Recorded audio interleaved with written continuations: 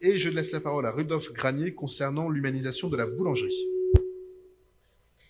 Merci Monsieur le maire. Tout commençait bien, même à travers le titre de cette délibération, mais au quatrième paragraphe, patatras, on apprend que Adoma a missionné l'opérateur associatif Yes We Camp pour étudier la création d'un tiers-lieu.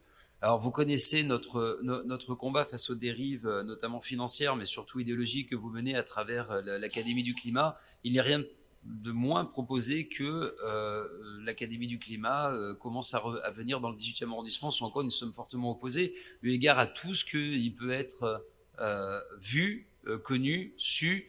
Alors, on va créer un potager, on a vu le succès des vergers urbains, on va créer du mobilier urbain léger et modulable, c'est-à-dire une ZAD, ensuite c'est un atelier de réparation de vélos. Bon, pourquoi pas, on peut réparer les vélos. Moi, je m'inquiète de la dérive qui est opérée par l'intervention de cette association, en général et en particulier dans le 18e arrondissement pour bientôt. Et ensuite, c'est une subvention d'équilibre de mémoire, mais qui va aussi subventionner une autre association, ce qui n'est pas permis.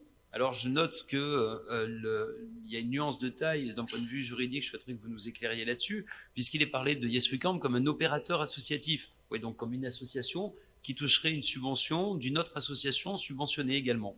Tout ça paraît un peu mal construit, un peu rapide, si ce n'est pour faire plaisir à une idéologie servie par des militants. Nous voterons évidemment contre cette délibération. Merci. Yvain Arnaud. Alors, le retour de la ZAD. Chaque année, j'ai droit à ma ZAD. Donc, l'année dernière, c'était au Square Gissin. Elle bouge, elle change d'endroit. C'est bien, c'est une ZAD mouvante. Après les caméras tactiques, les ZAD tactiques. Elle bouge, elle aussi, dans le 18e arrondissement. Alors, pour assurer Monsieur Granier, la boulangerie est un programme donc lancé par l'État. Et qui donc va permettre effectivement d'humaniser. J'aurais aimé que vous preniez la parole là-dessus en disant effectivement que l'État, ça commençait bien, mais fallait s'arrêter là. L'État humanise un lieu désespérant de misère, effectivement, qui était la boulangerie, qui datait quasiment du 19e siècle dans son traitement des personnes à la rue. Et donc là, on a enfin l'État qui investit de l'argent pour aider les personnes que nous accompagnons effectivement. Et effectivement, nous avons demandé un tiers-lieu.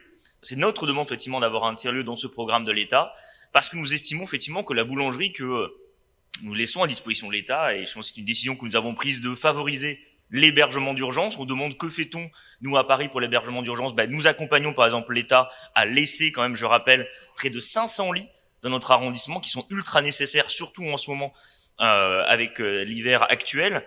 Donc, c'est un beau programme, et nous avons voulu, justement, que ce programme soit en lien avec l'arrondissement. Et donc, le tiers-lieu permettra, justement, de faire un lien entre la population qui est hébergée et qui est en grande difficulté, avec nos associations, et pas que ça. On a besoin, on sait très bien, de salles dans cette partie-là de l'arrondissement, et donc nos associations 18e pourront bénéficier d'une salle, justement, dans cet endroit-là, en partie financée par l'État. Donc c'est très bien. Et donc voilà toute l'idée que nous avons derrière ça, de créer un lieu d'humanisme, de créer un lieu en lien avec l'arrondissement, et donc effectivement, loin d'avoir une ZAD, nous aurons un lieu apaisé, ouvert sur l'arrondissement, et aidant les personnes les plus grandes difficultés. Donc tout ceci me semble un bon programme, en fait. Merci. La parole est à Anzouman Sissoko.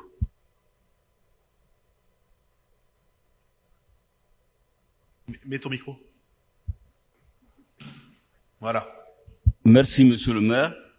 Chers collègues, je me réjouis de cette délibération qui illustre ce que la collaboration des différentes instances du pouvoir public peut apporter de fructueux. Cette même assemblée ayant voté lors du dernier conseil un vœu pour augmenter les offres d'hébergement d'urgence. Pourrez-vous nous détailler l'action qualitative sur le programme de travaux concernant la boulangerie? Merci. Pierre. Alors pour compléter effectivement, puis merci Monsieur Sissoko de nous interroger sur ce programme effectivement. Donc ce programme c'est 500 lits qui vont être humanisés, et la nouveauté sur ces 500 lits, c'est que jusque-là, la boulangerie c'était vraiment un lieu où on entrait et on sortait juste pour la nuit. Nous avons obtenu, et ça c'est l'État qui a voulu le faire, mais nous sommes tout à fait contents, qu'une partie de ce programme soit consacrée à de l'hébergement à plus longue durée. C'est-à-dire que les gens pourront rester, une partie des personnes pourront rester sur des courts séjours, c'est-à-dire entre 1 semaine et 3 mois, pour stabiliser justement les personnes à la rue, leur éviter cette espèce d'entrée-sortie à la nuit. Donc c'est pour ça que c'est un bon programme que nous avons soutenu, et effectivement en lien avec ce tiers-lieu qui viendra humaniser aussi, en permettant aux personnes hébergées d'avoir un lien avec un vrai quartier, avec ce quartier du 18e arrondissement que nous aimons tant. Merci beaucoup. Et donc, je vais mettre aux voix la DLH 245 qui est pour, qui est contre, qui s'abstient. Elle est adoptée.